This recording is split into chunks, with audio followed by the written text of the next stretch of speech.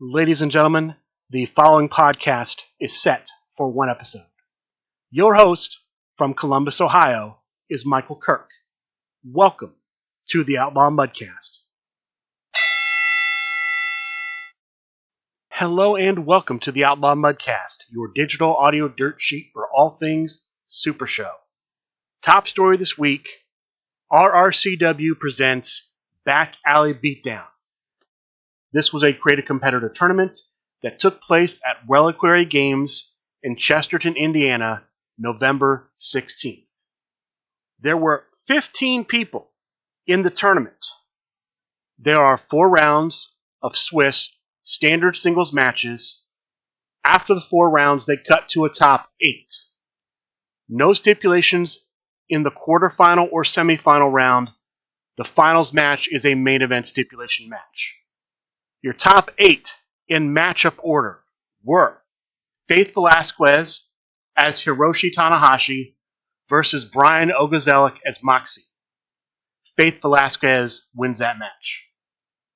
David Posthumus as Joey Janela, better known as Ref Dave, versus the Flame Fighter as himself, with Ref Dave going over. Bob Dunn as leader of the Black Sheep versus Pat Mulligan as the new version of D1, with Bob Dunn going over. And the Meeple as the original Zack Sabre Jr. versus Matthew Bodie as Ivelisse, with the Meeple going over. In the semifinals, we have the Meeple versus Bob Dunn and Faith Velasquez versus Ref Dave. Bob Dunn and Ref Dave win those matches, so they face off in the finals, main event stipulation. Bob Dunn, leader of the Black Sheep, Ref Dave, Joey Janela. The match ends up going to Crowd Meter 1. The winner at Crowd Meter 1, Bob Dunn. Bob Dunn, for winning this tournament, is able to create a competitor in Supershow the Game. After his victory, he announces that he is going to give the top prize away to somebody who was in attendance at one of the last 4 creative competitor tournaments held, including Back Alley Beatdown, who has not created a competitor in Supershow the Game before.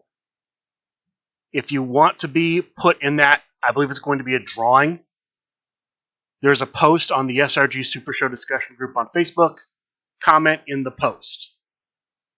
Big thanks to Bob Dunn for doing that. That is a tremendous gesture to give somebody who does not have a competitor in Supershow the Game the opportunity to create a competitor in Supershow the Game.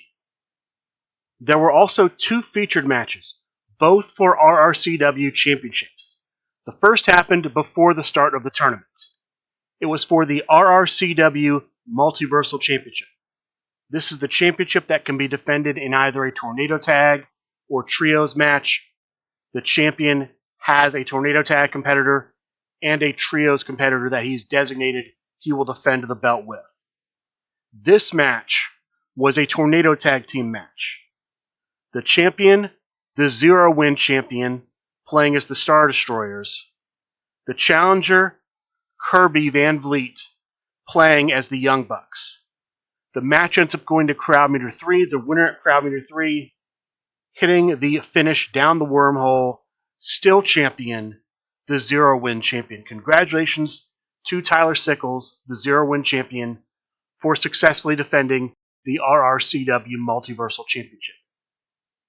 The second featured match took place after the finals of the Creative Competitor Tournament. This was for the RRCW World Championship match. The challenger, the Meeple, playing as the Meeple's champion. The champion, Aaron Livingston, playing as AJ Styles. This match was a main event stipulation match. It goes to Crowd Meter 1. The winner at Crowd Meter 1, successfully defending with the Styles Clash, Aaron Livingston. Congratulations to Aaron Livingston for a successful defense. Her next challenger will be Faith Velasquez. That's the news coming out of RRCW Presents Back Alley Beatdown. Special thanks to Tyler Sickles, the zero-win champion, and to Tim White, the Flame Fighter, for running the tournament, for streaming the tournament on Twitch. We also had this past Saturday, November 16th, a big New Jersey event. Dirty Jurors presents Johnny Eldorado's Birthday Brawl GPC. This was a tournament where the winner will get to create a Grand Pack character, a competitor set, competitor and finishes that will be in a future Grand Pack run. The only restrictions are it cannot be an independent wrestler, it cannot be a global division wrestler, and it cannot have been a competitor that's been in Grand Packs before. So, for example, Ember Wolf's been in the Grand Packs. You can't create a new version of Ember Wolf. There may be other restrictions subject to Steve Resk's approval. There were 8 players in this tournament. They played 3 rounds of Swiss and afterwards cut to a top 4. The top 4 by matchup were JPL, playing as JPL, versus Matty Bar 1 as Dastardly Dick Thunderlips, and the prize fighter Simon Davner as TVA Commissioner Drew Madsen versus the Tartan Terror as Johnny Correa. These matches were special guest referee matches. In the JPL versus Matty Bar 1 match, the special guest referee was Johnny Eldorado. In the prize fighter versus Tartan Terror match, the special guest referee was the Cherry Glamazon. Each player in the match was able to use the gimmick of the special guest referee in addition to their own competitor's gimmick. The winners of these matches meeting in the finals were the prize fighter Simon Davner and Matty Bar 1. They square off in a main event stipulation match. The match goes to Crowd Meter 1, the winner, who will get to create a Grand Pack competitor set. The prize fighter Simon Davner. Congratulations to the prize fighter for winning Johnny Eldorado's Birthday Brawl GPC tournament. There were also a few featured matches. There were a number of matches for the Play True Championship. The Play True Champion at the start of the day was Everett Stevens. The Star Maker faces off against Johnny Eldorado. Johnny Eldorado becomes champion. Johnny Eldorado then faces challenger Cherry Glamazon, who becomes the new champion. She has one defense as champion, but then faces the Tartan Terror and loses. The Tartan Terror becomes champion. He defends against Carlos Lumbre, El Hombre Cybernetico, and El Hombre Cybernetico leaves the Birthday Brawl as Play True champion. Congratulations to everyone who successfully became champion. Congratulations to El Hombre Cybernetico for walking out as champion. There was also apparently a scheduled defense of the Veterans Championship. The champion, the Star Maker Everett Stevens, was supposed to take on Brock Carson. Brock Carson apparently was not there and was counted out. I don't know how legitimate a match that was. It feels illegitimate to me. We'll have to see what the general manager for the Veterans Championship says. But there was apparently, allegedly, a countout victory secured by the champion against Brock Carson. Those were the 2 big events from this weekend.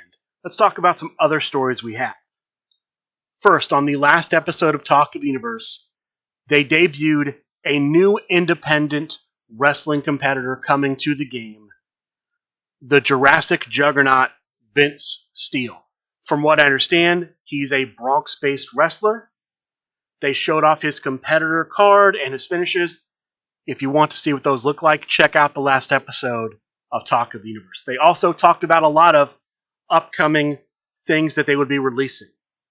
Staying with the independent theme, there's going to be another 2-player independent wrestler box set in the pipeline, similar to the original Sammy the Draw Callahan versus the villain Marty Scurll no disqualification box set. No date or time given, no idea who the 2 independent wrestlers will be, but that's looking to come out soon. There's going to be a new wave of Grand Packs releasing at the Grand Gathering. That's the planned release date for the next wave of those. The table theme deck should be releasing soon. No date or time specifically, but that is on the horizon. We're going to have reprints of Ikuzo Supershow. The original competitors, the original 1 through 27s, the class requirement cards. We're also going to get new class requirement cards and new turning point cards. Turning point cards are the spectacles for Ikuzo. Those are going to be class specific, and at least as of right now, only one turning point card per competitor. It's not like spectacles where there are multiple options in the Valiant or the Newman. It's one turning point per class. I don't know if that's the plan for all time with Ikuzo, or if it's only because they're only going to have one class requirement turning point card per class when it releases. There's going to be a second Super Lucha solo mode deck. In the solo mode deck, the boss will be the Lucha Maniacal Uberstar. The competitor that you would play with, at least in that box set, is Big Cheesy. The cards that will comprise the Super Lucha solo mode second version, second edition, Lucha Maniacal Uberstar edition, will be the cards that are commissioned from the Super Lucha Kickstarter campaign. So if you commissioned a 1 through 27 card, those will be the cards that will show up in that set. The final bit of news I have about upcoming releases is the next Kickstarter campaign for Supershow the Comic. Supershow the Comic issue 7 should have a Kickstarter campaign launch around February of 2025 with a projected release date of the Grand Gathering 2025.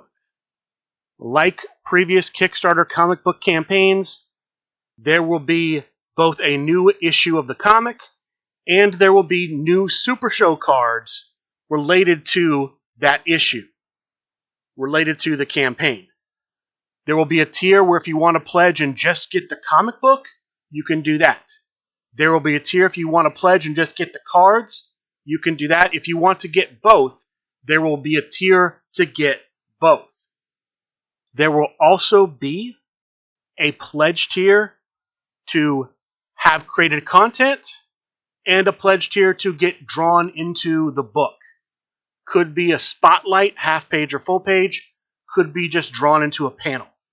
But those are the things you should expect when the Kickstarter campaign for Super Show the Comic issue 7 releases.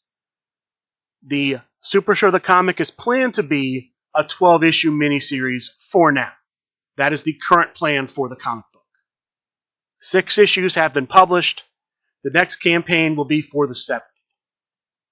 The 2024 Fill the Van campaign that Super Show the Game runs annually, that SRG Universe runs annually, is currently live. This is a charity project where people donate money. SRG Universe uses that money to buy toys that they then donate to a Christmas charity.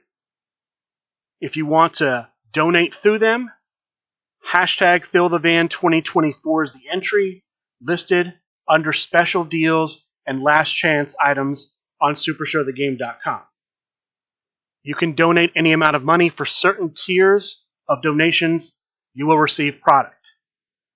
At a $20 donation, you will receive a random competitor card, promo card, and foil. At $30, you will receive a grand pack. At $65, you will receive a mystery box. At $100 or more, you can submit a photo of yourself in the community, and they'll use that photo to create a card for the grand packs. There will also be a drawing once the campaign ends, where people who have their name drawn could potentially win additional prizes. That potential drawing could include creating an alt-art competitor card, grand packs, mystery boxes, champion of Kickstarter cards, maybe other things. Those are the potential prizes. I do not know if the donations stack. So I don't know, for example, if you donate $30, if you get a grand pack, a random competitor, a promo card, and a foil, if you get the $20 and the $30 or just the $30. But if you're interested in donating to the Fill the Van campaign, That's how you do it. SRG Universe has recently added requested cards, competitors to mystery boxes, and grand packs. Steve Resk talked about that on the last episode of Talk of the Universe. If you're interested in hearing about what cards were added, that's where you can check that out. Candyman is currently running a 26-team tag team tournament. This is a tournament made up of teams from all three Supershow regions. The Tri-State region, the Deep South region, and the Midwest Coast region. It's a double elimination tournament. The team from each region that goes the deepest in the tournament will get a future shot at their region's tag team championship. So if a tag team from, say, the Deep South wins the tournament, they'll get a shot at the Deep South Tag Team Championship. If a team from the Midwest Coast is the runners-up, they'll get a shot. There will be one contender from each region crowned as a result of playing in this tournament. CCC News. The last tag team match of the 2024 Creative Competitor Competition has concluded. We had the WWX team of Rockstar Joey Sins and Boss Bella take on the LFF team of the Misfit and the Game Master. By an unofficial score of 22-0, the winning team, the LFF tag team. The Misfit and the Game Master join JAC, Rambo Apocalypse, Ron Rumble, and Masked Llama Black in the top 6 of the CCC. No news yet on when the next CCC round will start. No news on the potential format for the round.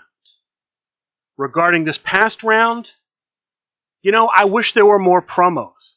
I didn't see anything from WWX or really the LFF. The only thing I really saw from the LFF were some posts from JAC.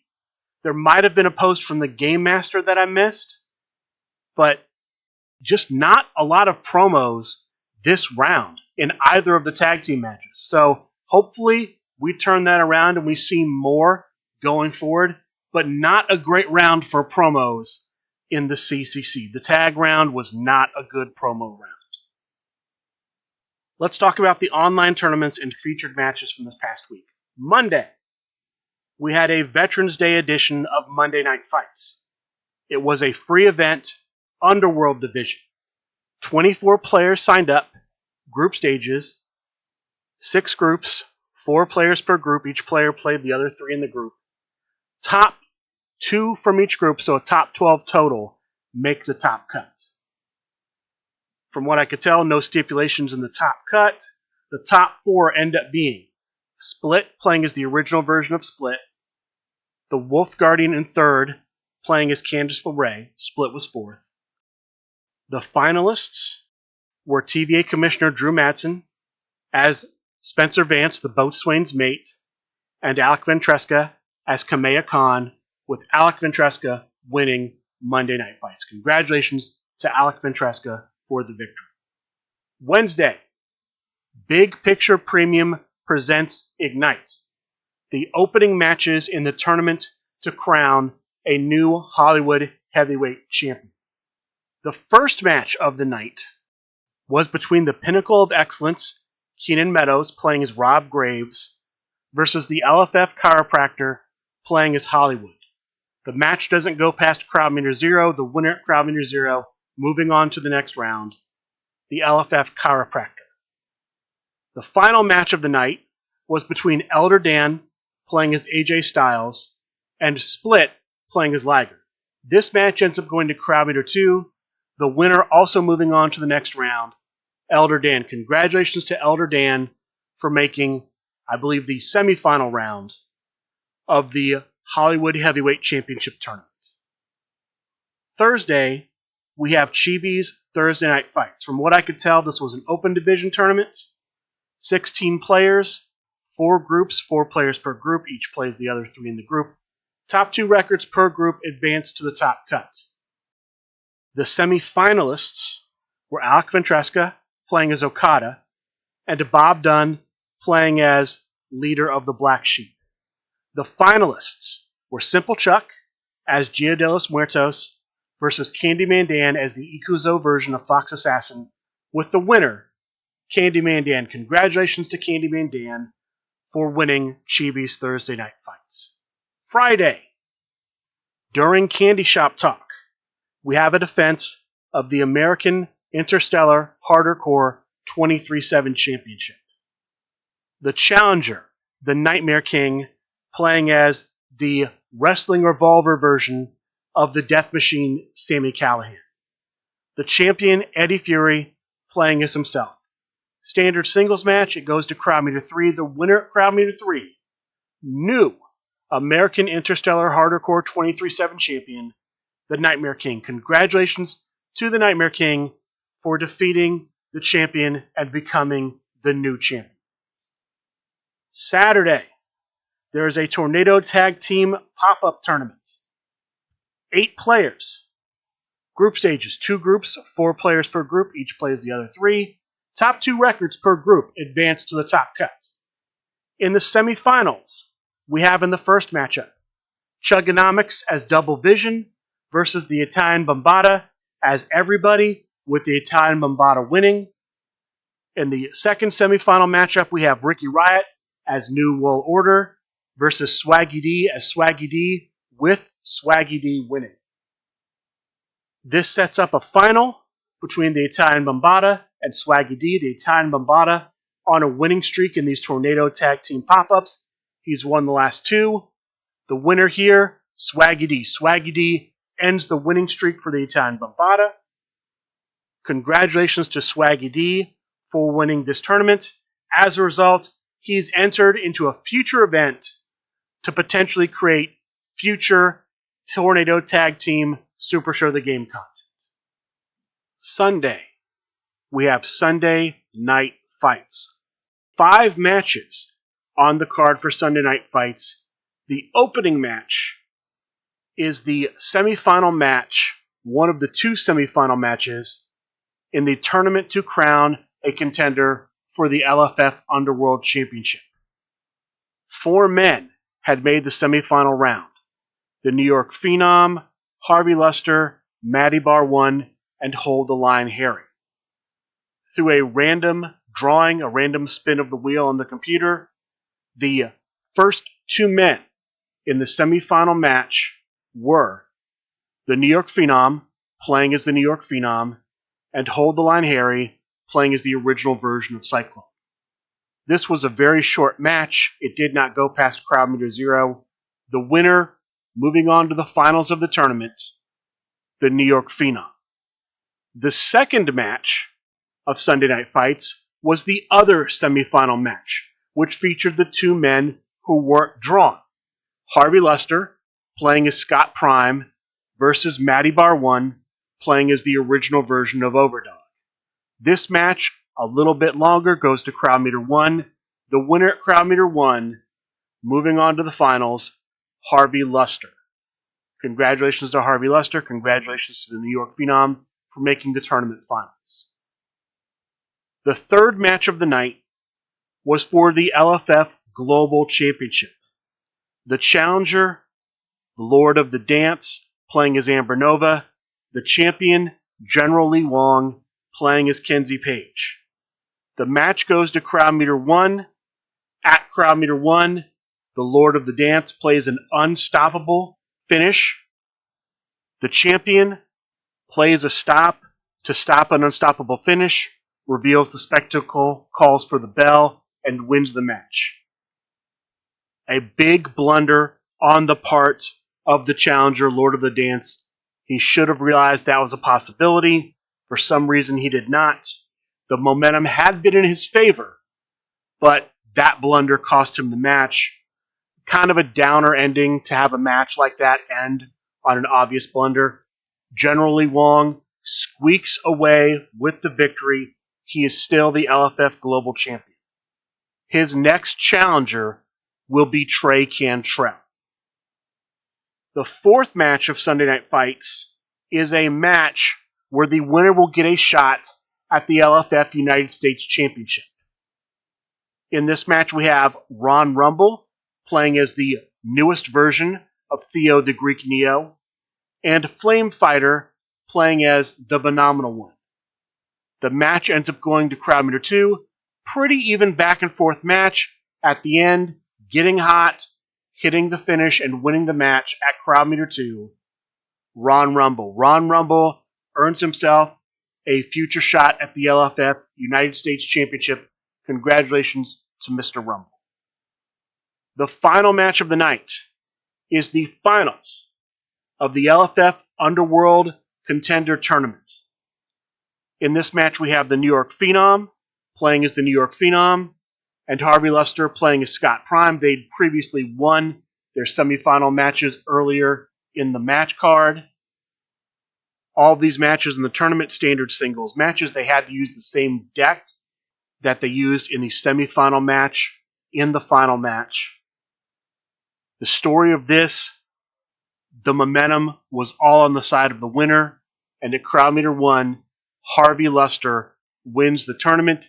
He will get a future shot at the LFF Underworld Championship. Congratulations to Harvey Luster for winning the tournament. After this match on Sunday Night Fights, we have a few announcements. First, December 1st, we will have the Project Spider update. Changes to the World Division, Underworld Division, and other LFF divisions. We will have a defense of the LFF Underworld Championship. The champion Ken Fouché will attempt to defend against challenger Drew Madsen. And we will have a defense of the LFF World Heavyweight Championship. The Enforcer, winning the Gen Con World Championship Tournament, will challenge champion Yasmin for the championship. Big night of Super Show, December 1st. As far as things coming up for next week in Super Show, it was announced that Monday Night Fights will happen this Monday night. It will be an Underworld Division tournament, no stipulations. Wednesday night, either before or after, more than likely after Talk of the Universe, the LFF Tag Team Championship will be defended.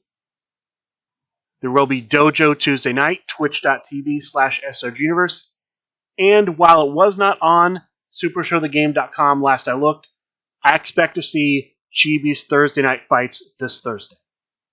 With that being said, that is going to do it for this week's episode of the Outlaw Mudcast. I would like to thank all of you for listening, and good day.